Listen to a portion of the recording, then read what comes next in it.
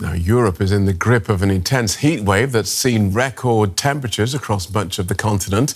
That's raised new concerns over some of the most vulnerable people, including the elderly and the homeless, as public resources to help them are stretched thin. In Paris, the heat is already visible on the streets. Emergency services are stretched after temperatures exceeded 40 degrees Celsius. Officials banned alcohol sales in the evenings and cancelled major outdoor events, like this music festival, which was set to take place over the weekend. We came this morning planning to spend 3 days. Now we're heading home. We feel sad for the volunteers who spent the last week setting everything up. For those living on the streets, the risks are great. In Bordeaux, in southwestern France, the homeless are struggling to cope. When you're outside like this, you feel it more. You don't really have much choice. Local authorities have opened air-conditioned public buildings to provide relief, offering water, rest areas and basic support. When temperatures become extremely high, all vulnerable groups, whether they're elderly because they're on medication or because they live in poor conditions, are at a high health risk. So we need to protect them, to encourage them to protect themselves. A cool place gives them the chance to breathe. Cities across Europe are racing to adapt. The heat wave is reigniting the discussion over whether more parts of Europe should install air conditioning as temperatures rise. For many poor people living in ill-suited housing, that is not an option. I have to switch off my electric fan because electricity is expensive, and I can't afford to leave it running like that all the time. It's really hot in the apartment, and I don't go outside because I'm afraid of the sun. For now, authorities are urging people to stay hydrated, avoid the midday sun, and check on elderly neighbours and those at risk. Well, Dr. Ashley Ward is director of the Heat Policy Innovation Hub at Duke University's Nicholas Institute for Energy, Environment and Sustainability. She joins us from Durham, North Carolina in the United States. Welcome to DW. I guess you're not at all surprised by these record-breaking temperatures hitting Europe. No, unfortunately, higher temperatures are becoming much too normal, and they're lasting longer in communities throughout the globe. And what's behind this? Well, typically, a heat wave begins with a typical weather pattern, right? It might be a high pressure system or clear skies or dry soils. But climate change is really loading the dice here, and it raises the baseline temperature so that when the right weather pattern develops, the heat can climb higher and last longer. And what's really happening that I think is less talked about, but very important with respect to protecting human health, is that we're seeing overnight temperatures remain stagnantly high. And certainly those daytime temperatures that are extraordinary are important. But at night, everything needs a reprieve. Our bodies, plants, animals, but also our energy systems, everything that we rely upon. And these persistently high overnight temperatures are considerably dangerous. So until and unless we do something about controlling the Earth's heating, while they're working on that, while international and national authorities are working on that, what should local authorities and national authorities here in Europe be doing to protect their populations against these spikes in heat-related deaths that are occurring? I'm guessing we can't just aircon our way out of this. No, that's a great point, and it's a great question. I think there are two ways to think about this. The first is what's happening right now, which is an emergency response to save lives. And that looks like we heard the mayor from Bordeaux, the leader from Bordeaux talking a moment ago about how to get information out and open cooling centers. Warnings matter, but warnings alone don't save lives. We have to do things like provide alternative spaces for people and make sure that they know how to get there when they're open. So there are immediate responses for these acute moments where we're having heat waves. But also important is that we think about durable adaptation to heat. And that's something that takes longer to do. It takes financing and investment. It looks like governments coming together across different sectors, bringing the private sector into the conversation, communities into the conversation, and really talking about how we can prepare our communities for future heat events. How do we retrofit housing? We heard the woman just a moment ago talking about how expensive energy is. How do we ensure that people have affordable cooling? And it's not just AC, as you mentioned, it's also passive cooling. And how do we lower the temperature in our neighborhoods with things like nature-based solutions, protecting people at work?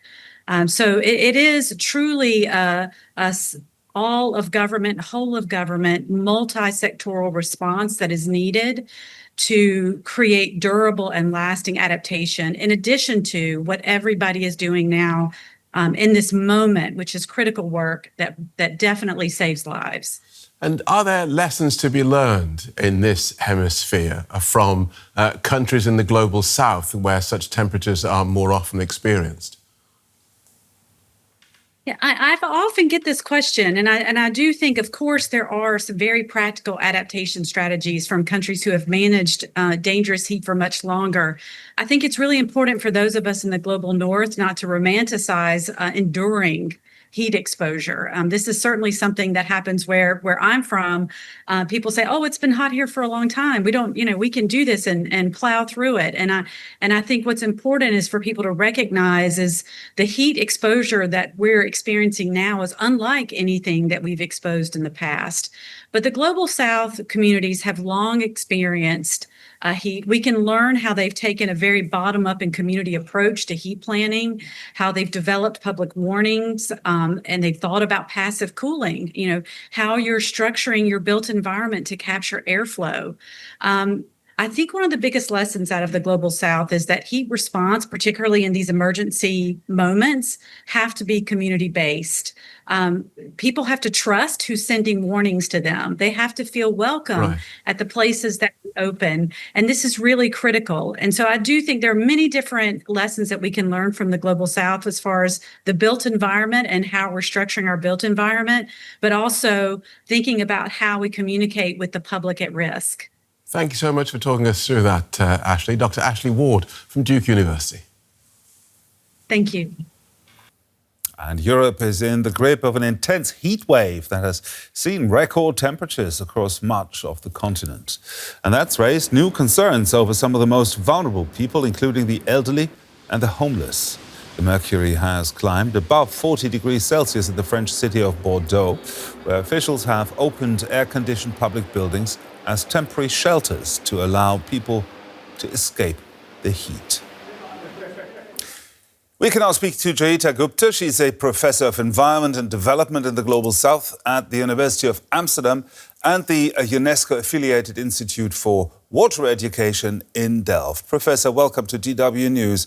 Now, here in Europe, we're experiencing a heat wave right now. Temperatures will hit 40 degrees in parts of Germany on Sunday, at least that's predicted.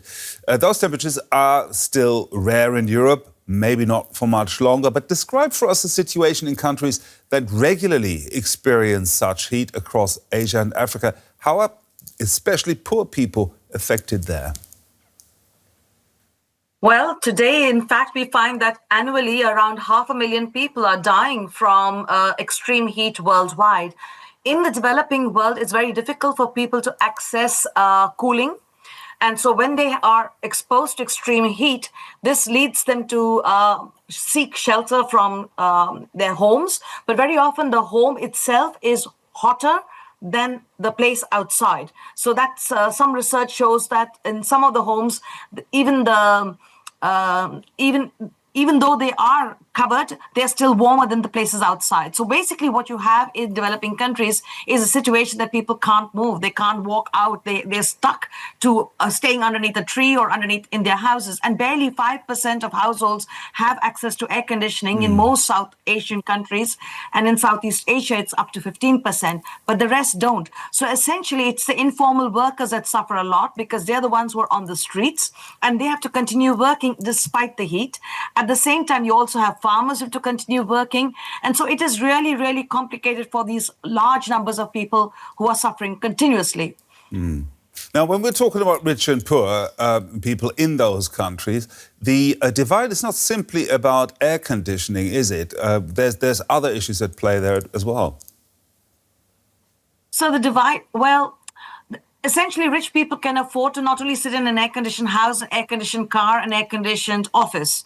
So that puts them in a different category. And for most poor people, that's not in the options. And for a lot of other people, even if they can get into an air-conditioned train, that doesn't mean their office is air-conditioned or their workplace is air-conditioned. So in fact, across the board, air conditioning is an issue, but air conditioning is not the solution, because air conditioning itself requires a lot of energy and also uses chlorofluorocarbons. So in many ways, a lot of air conditioners will exacerbate the climate change problem. So I think it's much more important to look at passive cooling methods to try to see if we can paint the rooftops of houses and schools so that the schools become cooler, the homes become cooler, use much more trees, and try to focus on those kinds of elements.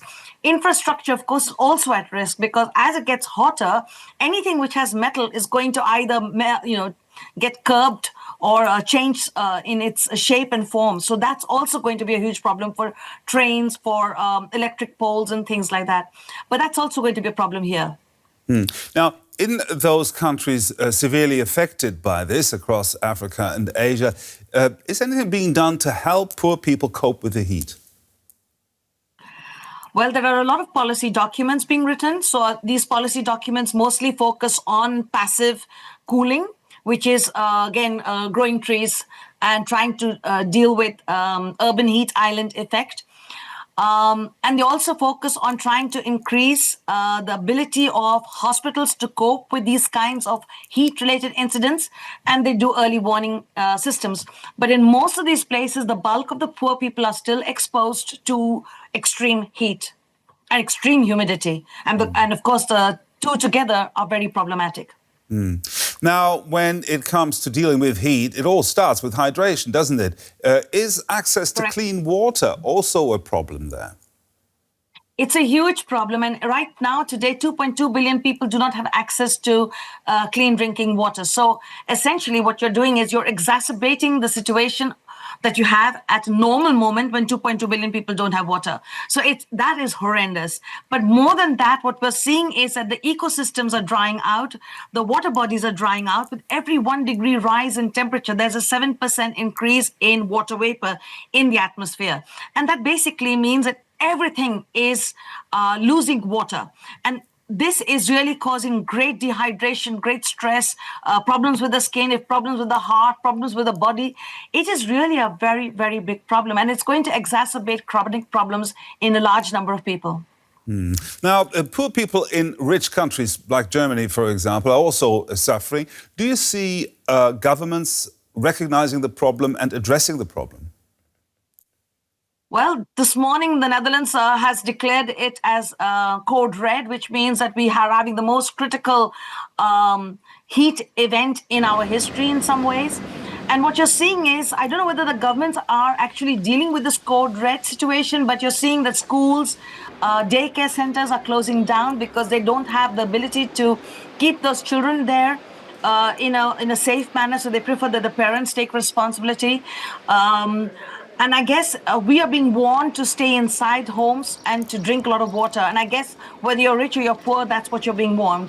In most parts of Europe, anyway, we do not have much air conditioning yet. That probably will come in the future, because as we get warmer and warmer. But the divide that you see, as you see in developing countries, is less obvious over here. Of course, people are buying ventilators, and that's very clear. And of course, there are heat management plans in most of Europe. Professor Joyeeta Gupta there, joining us from Amsterdam. Thank you very much for sharing your expertise with us, and stay cool. Thank you. And please tell everyone to keep their telephones and computers at home and not take it out. Okay, I will do that. Thank you. Thank you.